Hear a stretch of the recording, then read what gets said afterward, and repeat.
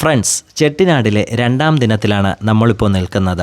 കഴിഞ്ഞ ദിവസം നമ്മൾ റൂം എടുത്തത് ഒരു മാൻഷനിലായിരുന്നു. ആ മാൻഷനിലെ പകൽ കാഴ്ചയാണ് നമ്മൾ ഈ കാണുന്നത്. ഈ കൊട്ടാരങ്ങൾക്കെല്ലാം വളരെ വിശാലമായ മട്ടുപ്പാവുണ്ട്. അതിൻ്റെ മുകളിൽ കയറി നിന്ന് നിങ്ങൾക്ക് നല്ലൊരു സൂര്യോദയം കാണാൻ പറ്റും. ഇത് കഴിഞ്ഞ് നമുക്ക് ബ്രേക്ക്ഫാസ്റ്റ് കഴിക്കാൻ സമയമാകും. മിക്ക റിസോർട്ടുകളിലും കോംപ്ലിമെൻ്ററി ബ്രേക്ക്ഫാസ്റ്റാണ് പ്രൊവൈഡ് ചെയ്യുന്നത്.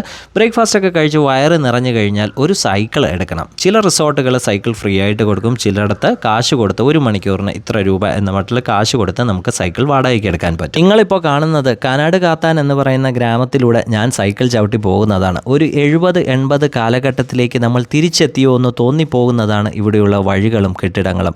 ഒരുപാട് കൊട്ടാരങ്ങൾ ഇപ്പോൾ ആളൊഴിഞ്ഞ് അടച്ചുപൂട്ടി ഇട്ടിരിക്കുന്നതാണ് നിങ്ങൾക്ക് കാണാൻ കഴിയുന്നത്. ചെട്ടിനാട് വൈബ് കിട്ടണമെങ്കിൽ നിങ്ങൾ മിസ് ചെയ്യാൻ പാടില്ലാത്തതാണ് സൈക്കിൾ സവാരി. ഇതെല്ലാം കഴിഞ്ഞ് നമ്മൾ അത്താംകുടി ഗ്രാമത്തിലെ പെരിയാർ നിലയം പാലസ് കാണാൻ പോവുകയാണ്. ഒരുപാട് മലയാളം സിനിമകൾക്കും തമിഴ് സിനിമകൾക്കും ലൊക്കേഷനായിട്ടുള്ള ഇവിടെ കയറാനായിട്ട് 80 രൂപ എൻട്രൻസ് ഫീസ് ഉണ്ട്. ഇൻസ്റ്റയിലും ഫേസ്ബുക്കിലും ഒക്കെ പോസ്റ്റ് ചെയ്യാൻ പറ്റുന്ന ഒരുപാട് നല്ല നല്ല ഫോട്ടോസ് നിങ്ങൾക്ക് ഈ പാലസിൽ നിന്ന് കിട്ടും. ഇനി നമ്മൾ പോകുന്നത് ഒരു ഫോർട്ടിലേക്കാണ്. തിരുമയം ഫോർട്ട് എന്നാണ് ഇപ്പോൾ നമ്മൾ നിൽക്കുന്ന സ്ഥലത്തിൻ്റെ പേര്.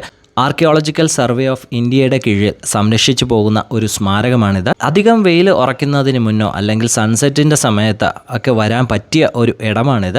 6 മണിക്ക് ശേഷം ഇവിടെ ക്ലോസ്ഡ് ആണ്. അപ്പോൾ അതിന് മുന്നേ വരാൻ ശ്രമിക്കുക. സമയം ഉച്ചയായി. ഇനി നമുക്ക് നല്ല വിഭവ സമൃദ്ധമായിട്ടുള്ള ഒരു ചെട്ടിനാടൻ സദ്യ കഴിക്കാം. മട്ടൻ ബിരിയാണിയും എഗ് റോസ്റ്റും വെജിറ്റബിൾ കറിയും പപ്പടവും പൊരിയലും തോരനും എല്ലാം കൂടെ ചേർത്ത് വിശാലമായൊരു സദ്യ. ഇനി ഷോപ്പിംഗിൻ്റെ സമയമാണ്.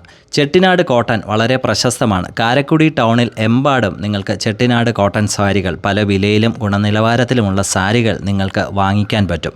അപ്പോൾ നിങ്ങളൊരു ഷോപ്പഹോളിക് ആണെങ്കിൽ ഉറപ്പായും ചെട്ടിനാട് കോട്ടൺ സാരികളും വാങ്ങാൻ ശ്രമിക്കുക.